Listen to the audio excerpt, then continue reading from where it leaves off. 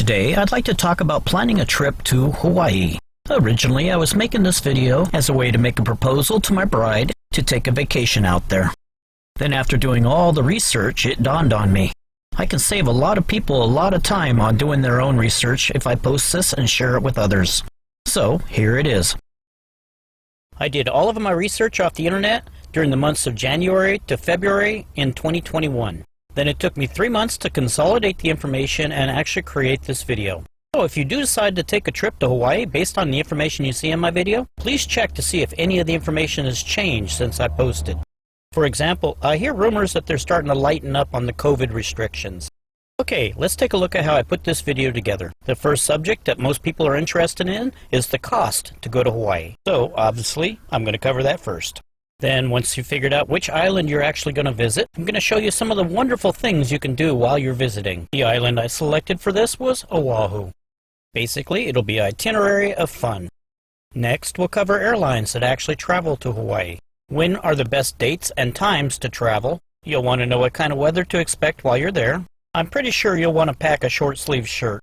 And I'm sad to say that I have to actually cover crime and safety. There are places you don't want to go when you're in Oahu, and we'll try to cover them. I know it's hard to believe I need to talk about it since you're on an island, but we need to cover traffic. Traffic can make or break a vacation. You'll need to get around while you're there, so we'll cover rental cars. Making this part of the video was pretty brutal for me. I haven't rented a car in 30 years. You need to cover hotels, because you need a place to sleep. And finally, ATMs, because you want to have money while you're on vacation. For the rest of the video, I'll be showing you screenshots from my smartphone. I was curious if I could plan a vacation strictly using the phone. First question, how much does the average trip to Hawaii cost? 1 week for 2 people is $3,765. That's a weirdly specific number for an average, but we'll go with it. Here's a little gotcha you need to be aware of. And I ask, are there any travel restrictions? Well, thanks to COVID, the state of Hawaii has placed a mandatory 14-day quarantine on visitors. So what they effectively want you to do is fly to Hawaii, spend $7,500 sitting in your hotel room for 2 weeks. Then after your quarantine is over, you can get to work spending the $3,700 on your actual vacation. So it was kind of funny. I asked my boss for an extra 2 weeks of vacation so I could sit in a hotel room at Waikiki and watch TV. Well, for some reason, he laughed at me. I didn't even know he had a sense of humor. Okay, let's pretend I don't have a job, so the vacation's not an issue, and I'm made out of money. Let's continue doing our research. Which island do we want to visit? Your highest daily expense will be your hotel room. So let's compare some rates. Maui will run you about $400 a night. Kauai slides in at $300. The Big Island, $260. And finally, Oahu, $240. Now, the average rate for all the islands is $280. This tells me that Maui and Kauai are seriously overpriced. The Big Island's reasonable, but there aren't very many touristy things to do over there. So I guess the winner is Oahu. I did find several websites that stated to avoid staying at the islands during all holidays. Okay, next question. When is the cheapest time to visit Hawaii? And the winner is September, with April and May following closely on its heels. Other than the beaches, let's see what else we can do in Oahu. If you're a history buff, your first stop is going to want to be Pearl Harbor. Here you can visit the Pearl Harbor Aviation Museum, tour the USS Bowfin submarine, tour the battleship Missouri. There are also memorials for the USS Utah and the Oklahoma, although currently the USS Utah can only be accessed by military personnel. Here are a couple pictures I took last time I visited it.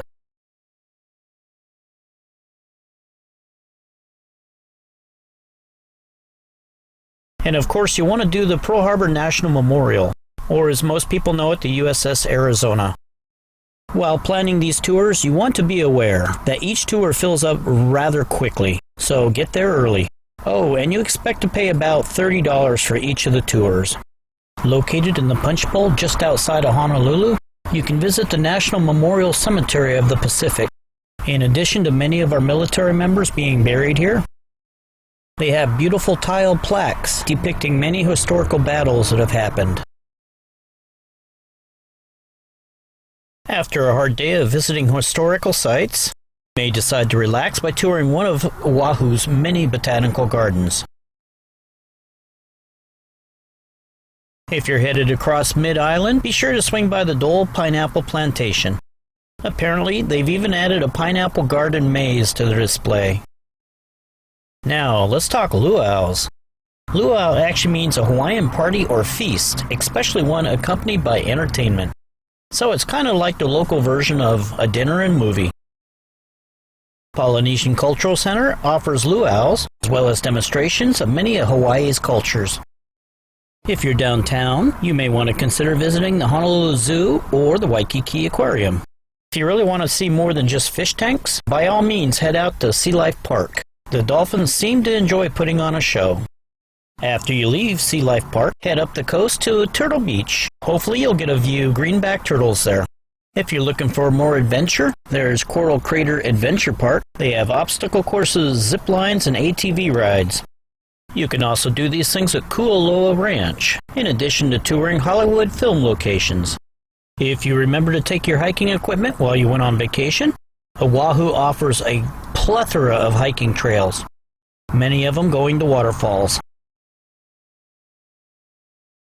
You can even hike to the top of Diamond Head Crater. Please keep in mind this is a very popular hike, but if you like crowds, you'll feel right at home. Okay, how about a little less exercise and more driving around just looking at stuff?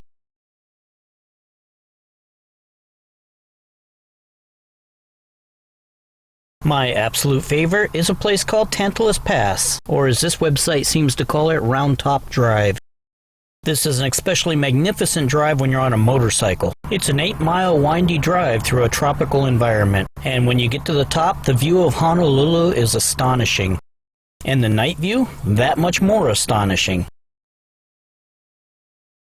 And finally, if golfing is your thing, Oahu has over 40 golf courses.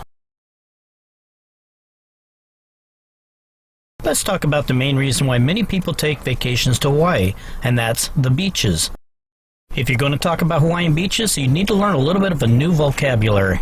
When they say the beach is on the windward side, they're talking about this side of the island. This is because the normal winds exit the ocean and enter onto the island on this side. Likewise, this is the leeward side of the island, because the wind exits on this side. If someone tells you a beach is on the north shore, this is the area you'll be going to. Coincidentally, any beaches on the south shore will be down here. If you're asking someone for directions to the beach and they tell you it's in central Oahu, you're probably talking to the wrong person. After a little looking around, I found this very nice map. It shows the majority of the beaches on Oahu. Let's take a closer look at what amenities each of these beaches might offer. Well, other than sand, of course. We'll start on the leeward side with Hanauma Bay. This is the last beach you can reach on this side of the island. So it's very far away from civilization, which means if you want to get away from the hustle and bustle, this will be a good beach for you. Now, Makaha Beach, you need to pay very special attention to the water. In the summer, it's very good swimming, but in the winter, it can become treacherous. Nanakuli Beach has a special feature that you don't find anywhere else on the island. It happens to be located next to the main power plant for the island of Oahu. Coming out of the power plant is a large pipe. This pipe has a constant stream of hot water shooting out of it. Many fish are attracted to this warmer water. So if you're snorkeling and want to see fish, this would probably be a good place to go. I know that the last time I was snorkeling there, I saw several large barracuda. If you're traveling with small children, you may want to consider the Ko'olina Beach. It's actually a series of lagoons that was created artificially by the nearby resorts. I'm sorry, but I don't know if they charge money to access them though. Now we move on to the beach that everyone has heard about. Everything about this beach was designed and built around the tourist attractions. Unfortunately, this also includes crowds. But at least it's within walking distance of Waikiki where the majority of the hotels are. If you get fed up with these crowds, try the Ala Moana Beach Park. It's also a man-made beach that's not too far away from Waikiki. It is protected by a reef and is ideal for paddleboarding and swimming. The second most popular beach is called Hanauma Bay. Since there's so much information surrounding Hanauma Bay, I'll actually come back and I'll talk about that after I'm done talking about the rest of the beaches on Oahu. Kailua Beach. Looking at the picture seems to say everything we need to know about this beach, but it is often ranked America's #1 beach. Another protected beach is Turtle Bay. It got its name from the many Hawaiian green sea turtles that are found in the area. Sandy Beach is in a residential area, and there's always plenty of open space in the sand. If you want to do some body surfing, Makapu'u Beach seems to be the place to go. But the waters are pretty unforgiving, so make sure you're a good swimmer. Waimanalo Beach is hard to say, but has lots of sand and water. Lanakai Beach delivers all of the elements necessary for this perfect beach to be considered the most perfect beach on Oahu, along with many others. Okay, enough of this gentle water. Let's get some wave action. To do this, we need to go to the North Shore. Heihokai Beach is the home of the famous Bonsai Pipeline. Anyone who is a surfer knows this name right away. Because of the dangerous water conditions and the truly large waves, only professional surfers should be hanging out at Sunset Beach. And finally, we get to my favorite, Waimea Bay.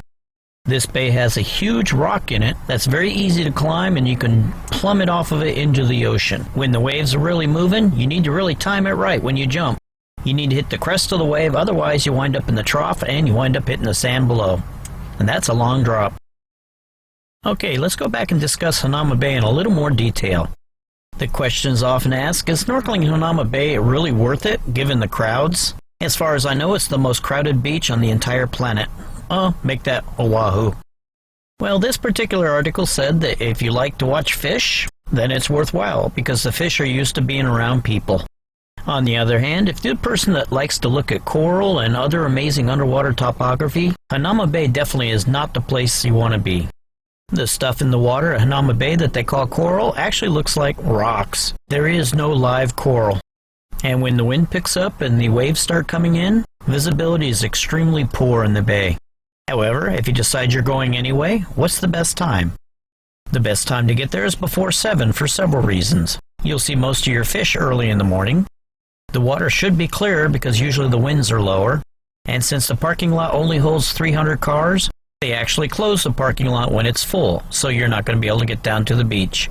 Another thing to consider is they actually charge you money to go to this beach. The parking lot officially opens at 7, but if you show up early, there's nobody there to take your money, so you can usually get in for free.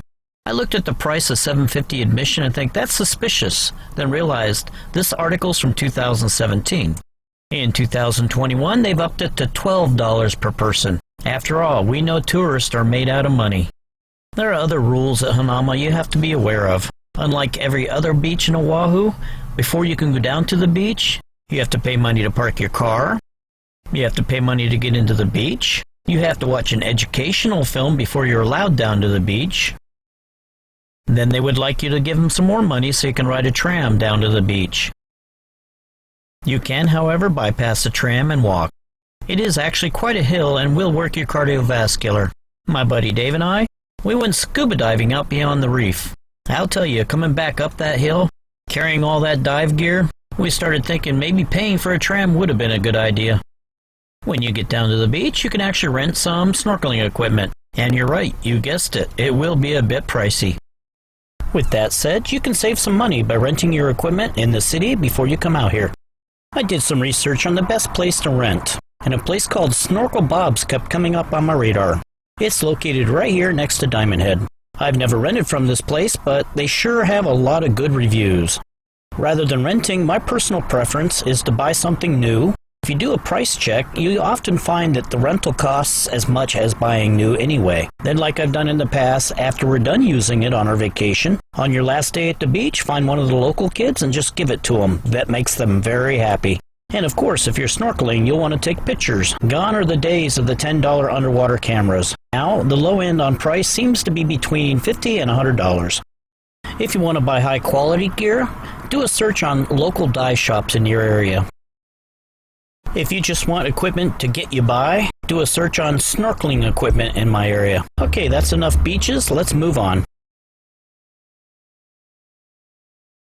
The funny thing about shopping in Oahu, no matter how many fancy places you go shopping, the thing that you'll probably remember most are the ABC stores. These are cute little stores that are designed specifically for the tourist. They sell you all the neat touristy things like t-shirts and chocolates, the flower leis. You will find these stores everywhere. Sometimes at least 4 or 5 of them on a city block.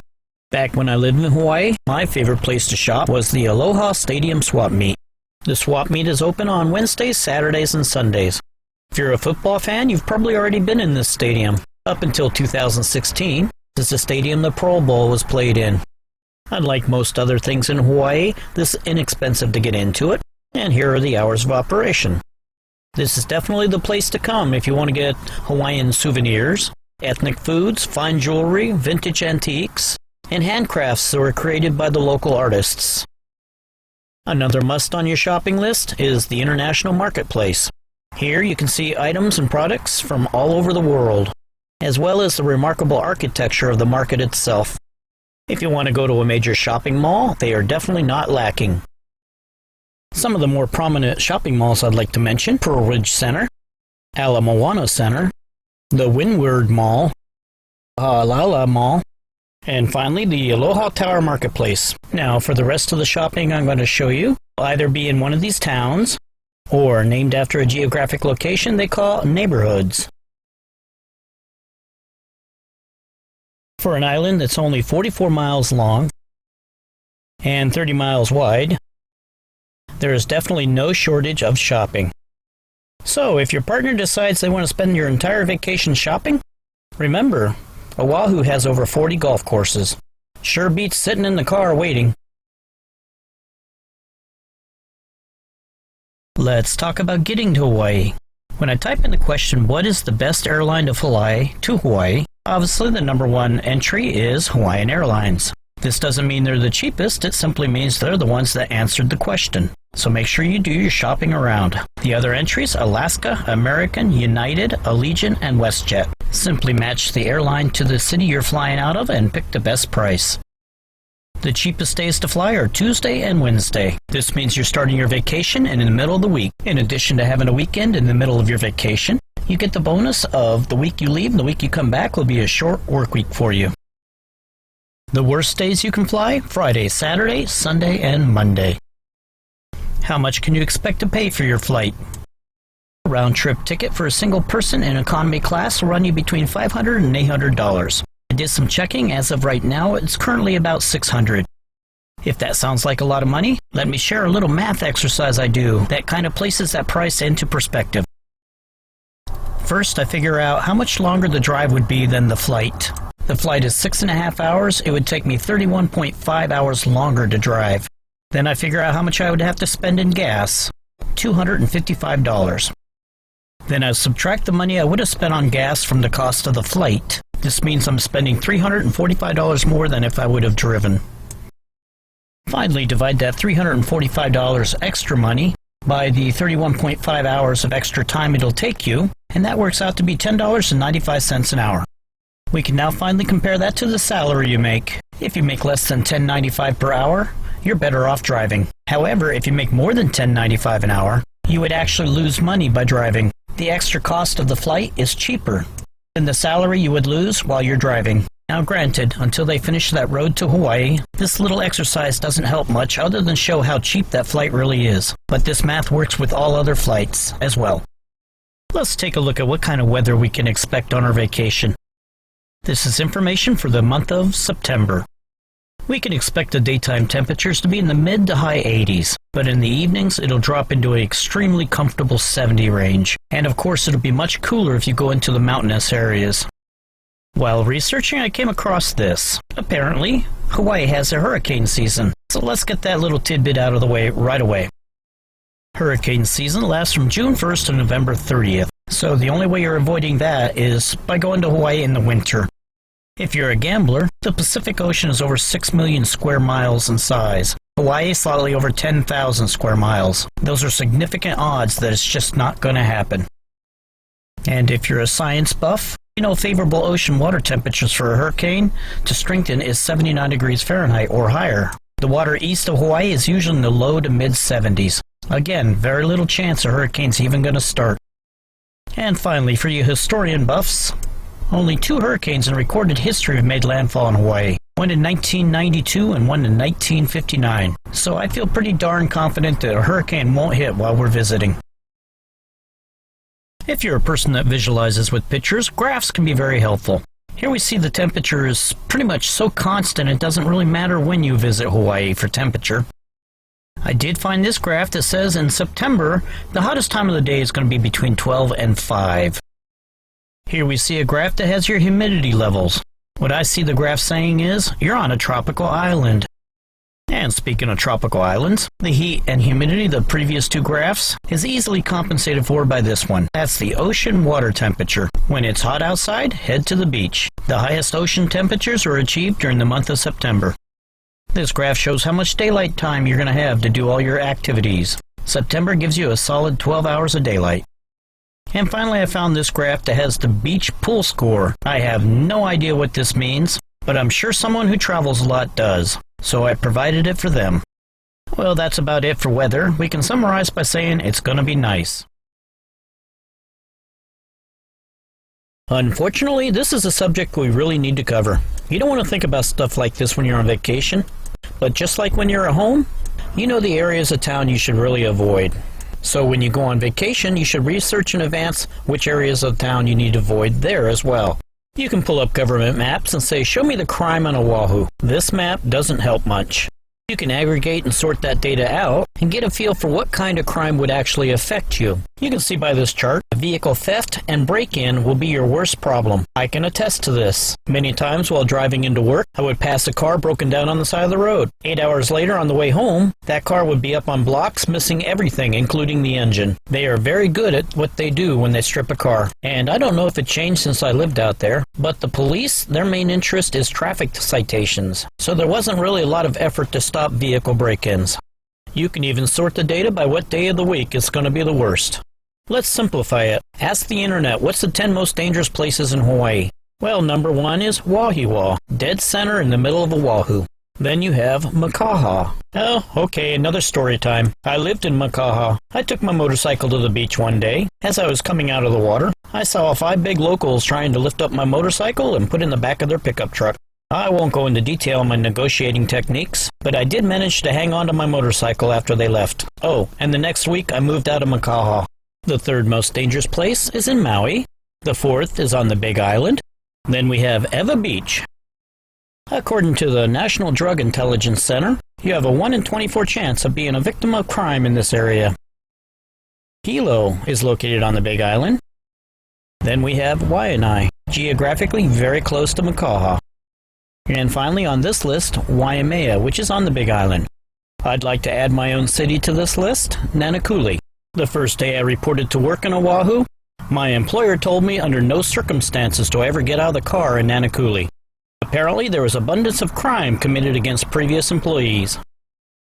Keep in mind, this is an evolving list of dangerous places. 4 months after I ran the first search that I just talked about, the city of Waipahu was at the top of the list. Their claim to fame? Overall crime rate is 50% higher than the national average, again because of drugs. Finally, there's one other search we can do. On Oahu, they tend to relate more to neighborhoods than they do cities. So ask the question, what is the most dangerous neighborhood in Oahu? You can see here that this list shows the majority of the dangerous places are all on the west shore. Okay, so let's ask this, is the west side of Oahu safe? This website says the west side is no different than any other unsavory part of LA, Chicago, or even Palo Alto. However, tourists really should avoid it. And if we ask one of the locals what they think about it, his answer actually makes sense. He states it's not that it's unsafe, it's just not set up for most tourists. The west side is home to the working poor who like to get away from tourists. And it's a pretty isolated place. As a result, they have their crime issues. So, my takeaway on all of this? When I take a vacation out there, I will definitely be avoiding the west side of the island. Since traffic can make or break a vacation, let's take a moment to discuss it. In my research, I asked the question, how long does it take to drive all the way around Oahu? Well, the answer came up to be about 4 hours. I personally have 2 problems with this answer. The first is this doesn't seem to take traffic into consideration. Maybe they did their loop at midnight. And the second problem is you can't drive all the way around Oahu. The northwest tip of Oahu does not actually have any roads that allow you to drive on it. I marked with arrows where the actual real road stops on both sides of the island. Each island has its share of regular traffic jams on certain roads to be certain, but when traffic gets bad on Oahu, what is a simple 20-minute drive during off-peak hours can turn into a maddening 90-minute slog during rush hour, so you want to ensure you avoid driving during peak hours. So, knowing this, when exactly are the peak hours? The normal weekday rush headed into Honolulu occurs between 5 a.m. and 8 a.m., and at quitting time, the rush headed out of Honolulu is 3 p.m. to 6:30 p.m. You can expect heavy traffic on the interstates H1 and H2, Nimitz Highway, Ala Moana Boulevard, and all the surface streets in downtown Honolulu and Waikiki. Okay, so where exactly are all these places? H1 is the main freeway that runs from Pearl Harbor down through Honolulu. While in Honolulu, underneath H1 is Nimitz Highway. H2 is the main freeway that cuts out of Pearl Harbor, goes across the center of the island out to the North Shore. H3 leaves Honolulu, cuts across the mountain range over to the windward side of the island. Ala Moana Boulevard runs along the coastline through Honolulu. And two other roads you'll have to contend with are Kamehameha Highway, often abbreviated as Kam Highway. This highway runs along this coast. And the other side of the island is called Farrington Highway. Another thing you want to keep in mind, if you're making reservations for something such as a tour or dinner, keep this traffic in mind. Most tours will start with or without you, and really doesn't care if you're sitting in traffic. If you're headed to the North Shore, this government site wanted to warn you that you could spend up to an hour traveling 2 miles. That's a nice warning, but I really don't understand their statement about life-changing experiences. I can't say I've had a lot of those during my vacations. Speaking of the government, sign on to the honolulu.gov website and you can take a look at all these traffic cameras. It might even be a good idea to sign on to these maps for a couple weeks before you leave and take a look at the current traffic patterns around the times you may be driving. The maps are color-coded to show traffic density on certain parts of the road. And if you have a specific time you have to show up, for example a tour, the maps can often show how much delay each road you'll drive on may actually present you. And finally, there's a couple YouTube videos that show what you can expect while you're driving around Oahu. Let's talk a little bit about rental cars. Since I actually haven't rented a car in over 30 years, I had to do a lot of research on this one. And I discovered something. My research shows that the rental car agencies are willing to take you for a ride, and I'm not talking about in their vehicles. They're masters at bait and switch and nickel diming. Let's take a look at why I say this. On Oahu, most of the car rental places are located near the airport, in Waikiki, or on the south side. For rental agencies, this appears to be your options. Here is a list of the vehicles that are available for rental. And when you start doing your searches, you'll find great deals like this. You say to yourself, this doesn't look so bad. But when you go to the actual website to rent the vehicle, you'll find those not so bad prices had no basis in reality. Here we see 6 different types of cars from most of the agencies. The cheapest car on the list is $76 a day. That's considerably different than the $30 and $40 numbers we were looking at earlier.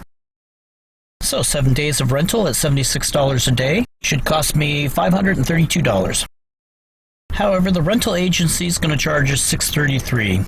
Their little note says with taxes. Let's look into that a little more. I looked up the specifics on this economy car. They had advertised $643 a week. They're charging us $823 a week. This is 28% higher than what they were advertising. Again, their little note is blaming taxes and, fees. That's a new word. What kind of fees could they be talking about? Well, let's take a look. In Hawaii, you must be 21 years of age or older to rent a car. If you're between 21 and 24, they're going to arbitrarily tack on $27 to $30 a day extra. That's actually pretty interesting. Apparently, age discrimination is okay if it's supported by statistics. Okay, moving on. They're tacking on $13 a day for each additional driver. Oh, and the additional drivers have to be at least 25 years of age. I'm not even guessing at the logic here. If you make any changes after booking your car, they would like to steal 20% of any refund that's due to you. For some reason you should cancel, they'll be stealing 20% of your entire booking fee. If you don't return the car to the place you picked it up, even if it's the same rental agency, you'll be charged a drop-off fee. And also another fee if it's not returned with a full tank of gas. The rental period is 24-hour days. If you rent a car at 4 p.m., return it 1 minute after 4 p.m. on the next day, you'll be charged an entire additional day. Here's a good one. How about $1.25 for the greenhouse gas emission offset? I'm kind of curious how they actually use that money to remove greenhouse gases from our environment. A child seat will cost you about $70 a week. And if you don't own a phone with Google Maps on it, a GPS will cost you about $77 a week. The driver must have a valid driver's license, no surprise there. They must also have a major credit card. Hang in there, we're almost done. And finally, many do give you unlimited mileage. But remember, you're driving around on a small island. I'd call that low risk for the rental agency.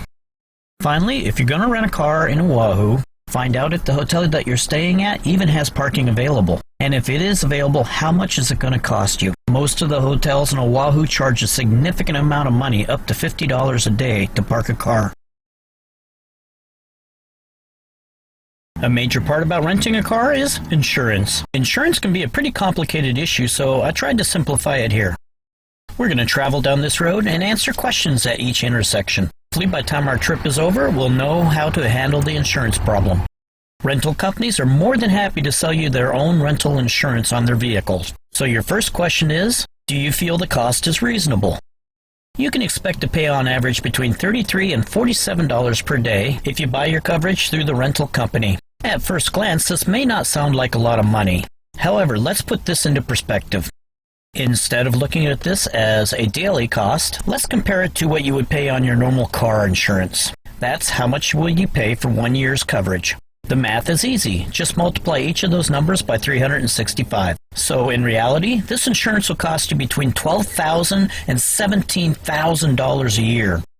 This pretty much means that the rental company can come pretty close to buying a brand new economy car every year just off the money they make on the premiums for the insurance. However, if you're fine with the cost, just buy the insurance from the rental company and you're ready to start your vacation. But if you'd like to explore other cheaper alternatives, let's continue. The next question to ask yourself is, do you have benefits through your credit card? Remember earlier we said that you can't rent a car unless you have a major credit card. Some credit card companies try to convince you to use their card over others by actually providing you insurance coverage for the rental car. So let's assume you have coverage through your credit card. Now we have to ask some more questions. Does that coverage cover other property, rental car damage when you hit an automobile, rental car damage when you hit another object, personal injury, and/or theft? When we're talking about theft, we're talking about the stuff inside the car, not the car itself. Here's the good news. Even if your credit card doesn't cover theft, if you have personal property insurance on your home, condo, or as a renter's policy, oftentimes that will cover you while you're traveling. When it comes to personal injury, I need to warn you about the following pitfall. Your PIP, or personal injury protection for your automobile insurance, covers bodily injury. You don't want to skip this insurance because you think your health insurance will cover you. Many health insurance companies, and by this I mean every health insurance company I've ever had, will not cover you in an automobile accident. This is probably because they know that you should have been covered by the automobile's insurance. So before going on your vacation, take a good look at your health insurance policy and see what coverages you do actually have. So after your research, if you're happy with your credit card company's insurance plan, you can skip the rental car company's insurance. If your credit card insurance won't cut it, let's continue on down the road. The next place we're going to look for insurance is your own automobile policy. Just like with credit cards, your own auto insurance may actually cover your rental car. Of course, you're going to have to ask the same questions we asked before. Since nearly every state requires liability insurance, you probably already have this. But you want to be careful. Liability insurance covers the other person that you hit, not your own car. So if you're carrying this bare minimum insurance and you wreck the car, you're responsible for replacing the rental car. To protect the rental car, you're looking for two different types of insurance. It's called comprehensive and collision. Collision will repair the rental car if you strike another vehicle. Comprehensive protects your car if you strike something other than another vehicle, as well as theft of the vehicle, fire, and vandalism. If you don't have the proper coverages you need, some insurance companies will allow you to temporarily increase your coverage limits. So you've decided to go with your own auto insurance policy. Before you do, there's two more questions you need to ask yourself. Your insurance deductible may apply to the rental car. Are you willing to pay that deductible? And finally, if you do have an accident, it goes onto your insurance record. If this happens, will your insurance company raise your rates higher than you would have paid if you would have simply bought the insurance from the rental company? Okay, let's talk a little bit about hotels. To set a price point for the hotels I was going to look for, my max price point will be about $250. I picked this because Oregon beaches cost about $250 to stay at, so that makes a good beach secondary location. When you're looking at these lower priced hotel rooms, pay very close attention to the amenities, as well as the customer reviews. You may find out they'll have you sleeping in a broom closet. Those are a customer review, not my words. Or there's no automobile parking available. You have to use public transit. The vast majority of these hotels are located in Waikiki. This makes it convenient that you're within walking distance of the Waikiki attractions. But remember, the minute you want to do anything else, you'll be facing the worst traffic on the island. You want to also keep in mind the high crime rate in Honolulu.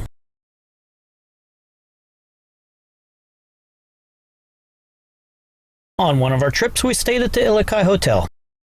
This, of course, was before they charged $35 to park your car. We had accidentally locked the keys into the car. We were down there with a coat hanger trying to open the door. A nice gentleman walking through the parking lot stopped, pulled a Slim Jim out of his pack, and popped our door open for us easier than we could have using the key. So remember, don't leave anything in your car, even in the hotel parking lot. Wouldn't it be nice if the hotels provided some sort of security for their parking area? Sorry, I was just thinking out loud. Since you're more than likely going to spend over $1,000 cash while you're in Hawaii, it's a pretty bad idea to carry that much money on you. You may want to consider hitting an ATM every couple days instead. Now, if you belong to a credit union, this is going to be pretty easy. Most credit unions let you use other credit unions' ATMs. So, we do a quick search on what credit unions are available in Hawaii. Then some quick research will tell us which one has the most number of branches. To me, it looks like the winner is Hawaii, USA. Click on the link that says Find an ATM, and now you have at least 10 different locations where you can go get money. I'm sorry to say, if you belong to one of those banks that likes to charge you for everything, including the air you breathe, finding yourself an ATM may not be quite this simple. But good luck anyway.